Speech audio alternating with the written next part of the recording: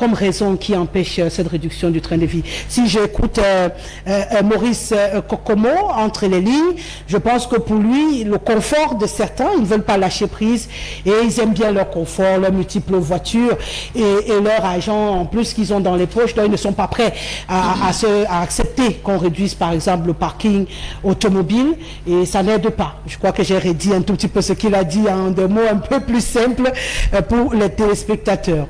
Oui. Je pense que si j'ai un regard avisé sur cette question, en tant que spécialiste du management public, du management en général, je pense que c'est un problème très important que vous posez. Il est difficile aujourd'hui, comme il a dit, de revenir sur... Parce que notre administration est une administration traditionnaliste, une bureaucratie coloniale qui n'a pas pu faire une mue pour aller venir à une administration moderne. C'est une administration, entre guillemets, des privilèges, des récompenses. C'est-à-dire, quand on vous nomme, on vous offre des voitures, du carburant, tout ce que vous voulez. Et comme si on voulait vous faire taire, on voulait vous faire rester tranquille, accepter que vous êtes le boss. Donc, en fait, celui qu'on nomme ne comprend pas le sens du service public ou de l'administration. Il ne comprend pas le sens de l'intérêt général.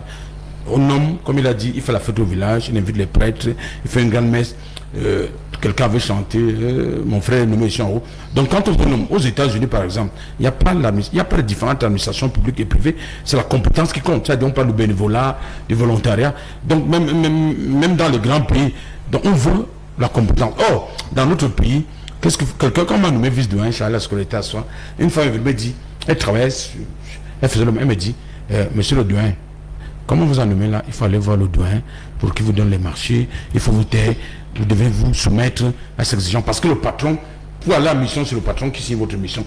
Pour gagner le marché, le cadre, c'est le patron et tout. Je lui ai dit que ouais, l'administration, c'est pour l'intérêt général et tout. J'ai été contesté jusqu'à ce jour comme l'homme le plus impopulaire du monde parce que je dis que l'administration c'est pour servir les citoyens. Et parfois on ne comprend pas. Donc celui qu'on nomme, il combat l'État, il combat la fonction publique. Parce que quand on le nomme, les voitures, l'État, il envoie au village porter le bois.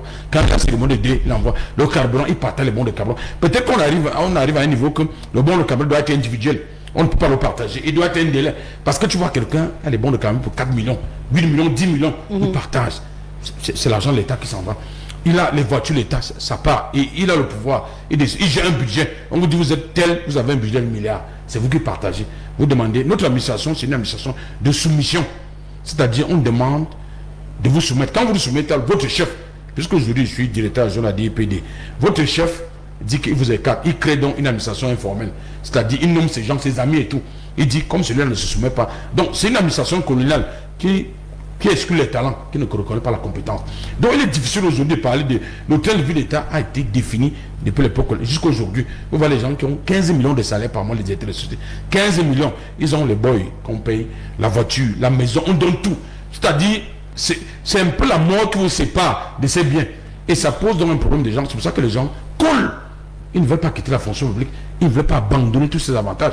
En France, le fonctionnaire, même à 50 ans, pouvait être fonctionnaire. Parce que vous êtes le plus pauvre. Là-bas, c'est les agriculteurs qui sont riches et tout. Or, on a conçu un modèle de fonctionnaire où dit, dans les familles, on dit, le boss, il faut entrer à l'ENAM, il faut être magistrat, il faut être inspecteur des impôts, il faut être inspecteur de... Donc, l'enfant qui... Dans la famille, avec l'idée qu'il doit être riche. On a conçu un faux modèle, le modèle du boss. Ce qui fait qu'on respecte celui qui est riche. Quand vous avez les funérailles, on attend le boss. Quand vous avez deux, on attend le plus riche. Quand vous avez d'autres, on attend le plus riche. Quand vous dites non, vous allez gérer la chorale, vous allez chercher les chaises. On attend papa, tonton, il va donner ça. Quand vous allez dans une belle famille, soyons honnêtes, demandez ce soit anthropologique. On vous change, vous demande, mon fils, qu'est-ce que tu fais dans la vie? Tu dis, je suis étudiant, on dit, non, tu es plus ici. Je suis élève à l'ENAM, on vous donne le whisky de 15 ans d'âge. Donc on a conçu une société fortement matérialiste. Quelque part, on dit qu'il a 15 villas. Le monsieur a 15 villas. Il a une voiture de 60 millions. Moi, j'ai une petite voiture automobile de 2 millions. Les policiers me demandent que un policier, comme vous roulez dans une voiture de 2 millions. Or, quand vous allez en Suède, les gens vous l'enveloppent, le Premier ministre enveloppe et tout. Donc, on a conçu une société où... C'est pour ça que vous voyez que les crimes. C'est-à-dire, un enfant, il tue les petites filles de 17 ans parce qu'il veut vendre les ossements, il va avoir l'argent. Parce que dès qu'il a l'argent, même si les mains sont trempées dans le sang, il y va.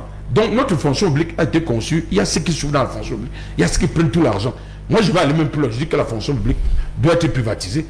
Je vais même plus loin pour dire que le conseil d'administration ne doit plus exister.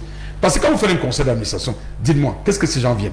Il dit, bon, moi j'aurai 100 000 représentants, la présidence, représentants, les gens qui servent par exemple, quand j'étais vice-doyen, on m'a jamais invité dans un conseil de mission. Moi, c'est moi qui signe les dossiers des étudiants, le West, tout ce qu'ils ont, je signe. Ça dit, j'ai les ampoules. Mais quand on parle des étudiants, vous n'êtes pas invité. Donc c'est tellement politisé. Au lieu du conseil d'administration, on doit peut-être une cellule stratégique de 6 personnes qui voient le budget, qui anticipent les stratégies qu'il faut faire. Donc notre administration est totalement en retard. Je veux le dire ici. Par exemple, je parle de Yaoundé aussi. Vous êtes vice-doyen, vous n'avez pas l'eau. Vous prenez l'eau dans le bidon pour amener ça. Et les toilettes sont à l'extérieur. Quand vous allez dans les universités, dans tous les pays du monde, les toilettes sont à l'intérieur. Donc, vous prenez votre bidon d'eau. Vous voyez une femme qui est vice-doyen, elle prend le bidon d'eau et traverse le bureau pour aller verser. Donc, notre administration, c'est les gens communiquent que dès qu'on me nomme, j'aurai 30 millions à la fin d'année, j'aurai 60 millions, j'aurai ceci. Donc, ils sont là pour les récompenses. Personne ne vient de donc, pour vous, si on voudrait les voir travailler, il faut réduire. Il faut même pas.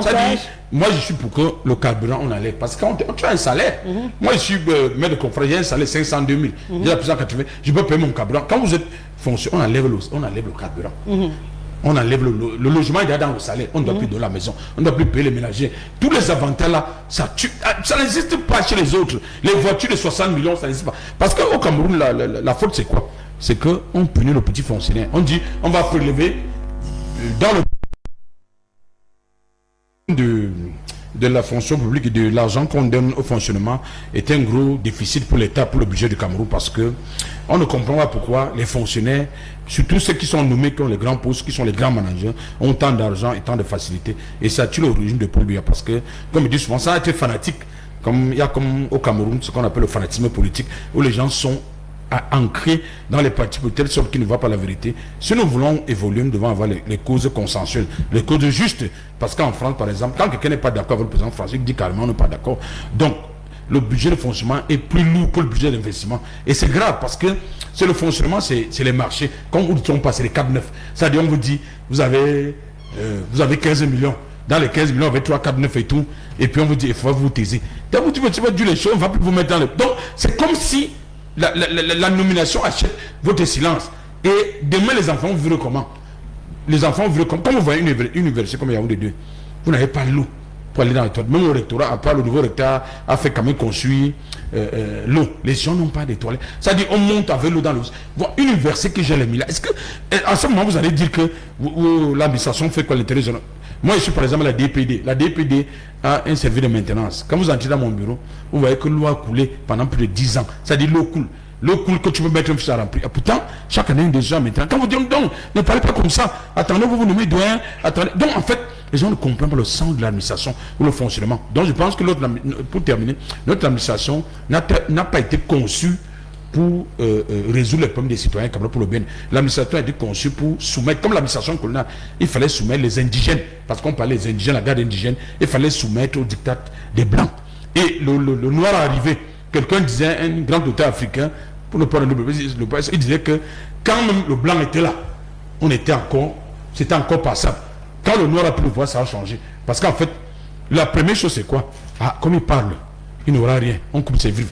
Comme il s'exprime, c'est fini, on va l'enlever. Donc tout le monde c'était. Les gens tremblent que hey, si tu parles de moi, on va me retirer la coupe. Oh, si tu cours avec le ministre, il va te dire que j'ai besoin de développer. Tu cours avec le président, que j'ai besoin de développer. C'est pour ça que tous les projets sont plombés. Il y a des chantiers fictifs. On me dit le marché a coûté 5 milliards. Arrivé sur le terrain, c'est un marché qui a coûté peut-être 200 millions. Les routes, on dit la route, si a coûté tel, quand vous allez, la route est percée. Au bout de 6 mois, je prends la route de Mbala, même le Colmessin là, ça a été reconstruit à 6 fois, c'est la 6e fois. Même tout ça, tout est détruit. Donc on a une crise de la qualité des routes, une crise des ressources humaines, une crise de la gestion de tout ce qu'on peut faire. Or, c'est pour ça, quand j'écris mon premier livre, la crise des ressources humaines et l'échec des politiques au Cameroun, vers la construction d'une administration moderne, où je montre que le problème du Cameroun, c'est les crises, c'est la ressource humaine. Or, en ressources humaines, la ressource humaine la plus prestigieuse au monde, c'est elle qui fait tout, c'est l'homme qui fait, c'est lui qui met dans la machine et tout. Je sors pas un petit exemple. J'ai fait un cours en 2e année. J'ai dit au délégué que j'envoie au délégué 3 articles, les articles publiés chez les Blancs. Je lui ai dit, délégué, voilà les articles, donne gratuitement. Voilà le cours, tu donnes gratuitement aux étudiants. Voilà le livre sur le Cameroun britannique. Je vous donne le PDF à 2500. Il veut me dire que le lendemain, les gens me disent que monsieur, professeur, on n'a pas de cours. Pendant une semaine, le cours PDF, on n'a pas le cours. Parce qu'il doit avoir le cours. Les articles que vous avez envoyés, il a coupé un petit étudiant délégué. Et le livre, il a dit que le livre, c'est 5000. J'ai dit que le livre c'est 5200, j'ai dit que bon, ça ne vaut pas la peine. On laisse. Vous voyez l'esprit, parce qu'on dit que l'année passée, il a acheté la moto. Vous voyez l'esprit que le Cameroun a aujourd'hui. Donc, il veut gagner en tout temps, en tout lieu. Donc, le budget de l'État, c'est pour détruire l'État. Tous les budgets comme c'est pour détruire.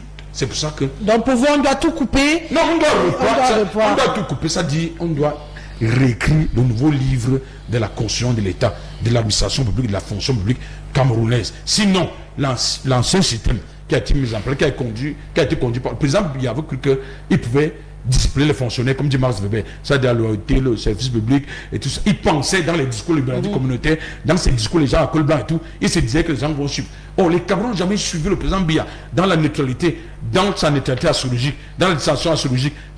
Les gens n'ont pas suivi. Au contraire, si on dit que le régime, entre guillemets, a échoué aujourd'hui, c'est parce que les gens n'ont jamais suivi les enseignements donnés par le maître. Le maître est fatigué, mais les gens continuent à faire la gabégie. Vous voyez le problème quand on a dit Kanget et tout. Moi, je dis vraiment, je ne sais pas comment on va faire pour reconstruire l'État du Cameroun.